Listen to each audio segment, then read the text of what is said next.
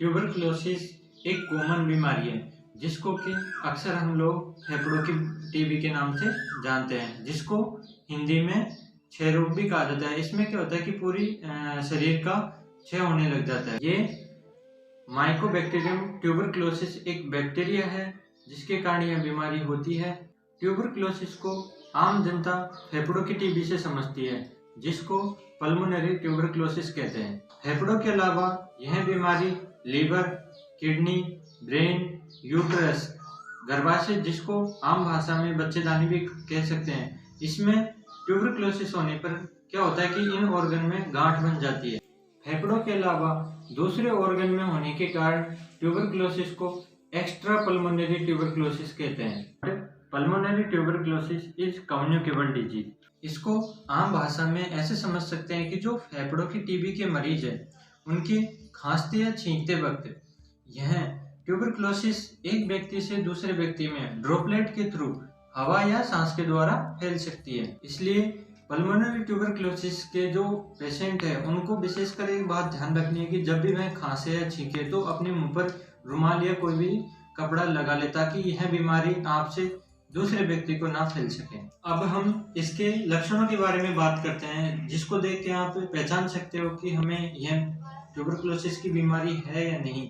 तो इसमें क्या होता है कि मरीज को लगातार 2 वीक से अधिक खांसी आती है और खांसी के साथ साथ बलगम में खून भी आने लगता है। कंटिन्यूसली फीवर रहता है, थकावट रहती है और टीबी के मरीज को भूख बहुत कम लगती है। और सबसे जो इसका कॉमन सिम्टम है वो है वेट लॉस होना। इसमें क्या होता है कि पेशेंट को रात को भी अधिक पसीना आता है या फिर खाने के प्रति अरुचि होती है, उसको सही से भूख नहीं लगती। तो ये कुछ सिम्टम देख के आप पहचान सकते हो। इंटेस्टाइन ट्यूबरकुलोसिस में पेट में दर्द, दस्त आदि लक्षण देखने को मिल सकते हैं। आप को इन लक्षणों को देखकर अलर्ट हो जाना चाहिए, इन लक्षणों को इग्नोर नहीं करना चाहिए और समय रहते आपको अपने नज़दीकी डॉक्टर से कंसल्ट करें, ताकि समय रहते आपका ट्यूबरकुलोसिस का इलाज हो जाए। अब हम बात करते हैं कि टीबी का हम डायग्नोस कैसे कर सकते हैं। टीबी की पहचान सबसे आसान तरीके से बलगम परीक्षण या स्पुटम कल्चर से हो सकती है और यह सबसे इफेक्टिव और सबसे सटीक परीक्षण है। इसके अलावा डॉक्टर आपको ब्लड टेस्ट, चेस्ट एक्सरे या कुछ जटिल केस में सीटी स्कैन भी करवाने के लिए कह सकते हैं। इसके अलावा टीबी का एक और टेस्ट होता है स्किन टेस्ट, मेंटॉक्स टेस्ट, जिसके द्वारा भी हम इसका डायग्नोस कर सकते हैं। ये सारे टेस्ट सपोर्टिव टेस्ट है, क्योंकि इनके द्वारा सटीक पता नहीं लगाया जा सकता टीबी है या नहीं है, लेकिन इन सब में स्पुटम कल्चर टेस्ट सबसे सटीक टेस्ट है, जिसके द्वारा हम टीबी का डायग्नोस कर सकते हैं।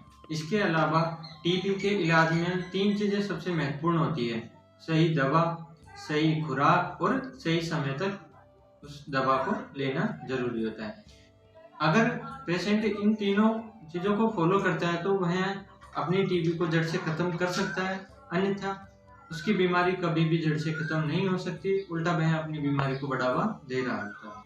क्योंकि टीबी का इलाज लंबे समय तक चलता है, मिनिमम 6 मंथ, क्योंकि इसके लिए पेशेंट को सही दवा, सही खुराक और सही समय तक दिया जाना आवश्यक है, नहीं तो उसकी बीमारी बिगड़ सकती है और एक ऐसी स्टेज में पहुंच जाएगी जहां पर ड्रग रेजिस्टेंस डेवलप होने लग जाता है। इसमें ड्रग रेजिस्टेंस ट्यूबरकुलोसिस की जो दवाइयाँ चलती है वो महंगी होती है, टॉक्सिक होती है, जिनको पेशेंट एक्सेप्ट नहीं कर पाता है और उसकी बीमारी और बिगड़ती चली जाती है। इसलिए टीबी के मरीज सही दवा, सही खुराक और सही समय तक लें, जिससे उनकी बीमारी बिगड़ ना पावे और समय पर स्वस्थ हो जाए।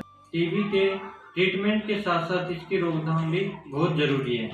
तो इसकी रोकथाम जैसे जो टीबी का मरीज है वो बोलते, खांसते या छींकते समय अपने मुंह पर रुमाल लगा ले, क्योंकि उसके बलगम में टीबी के कीटाणु रहते हैं, तो बलगम को इधर उधर ना थूके।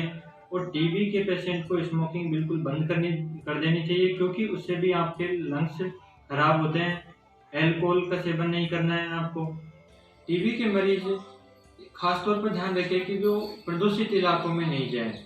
यदि आपको टीबी के लक्षण दिखाई दे रहे हैं तो आपसे रिक्वेस्ट है कि इन लक्षणों को छुपाए नहीं, तुरंत डॉक्टर से कंसल्ट करें, क्योंकि यह 100% क्यूरेबल डिजीज है, यह ठीक हो सकती है, बशर्ते आपको सही समय पर पता चलना चाहिए कि हमें टीबी है, तो आपको इसको तुरंत डॉक्टर के पास जाना चाहिए। अगर आप ऐसा नहीं करते हो तो आप खुद के साथ साथ अपने परिवार को, अपने समाज को खतरे की ओर ले जा रहे हो। अब हम ट्यूबरक्लोसिस के कुछ बचाव के बारे में बात कर लेते हैं। ट्यूबरक्लोसिस के जो पेशेंट है वो इस बीमारी को जैसे कुछ योग करके भी दूर कर सकते हैं, जैसे मकरासन, प्राणायाम कर सकते हो, कपालभाति कर सकते हो।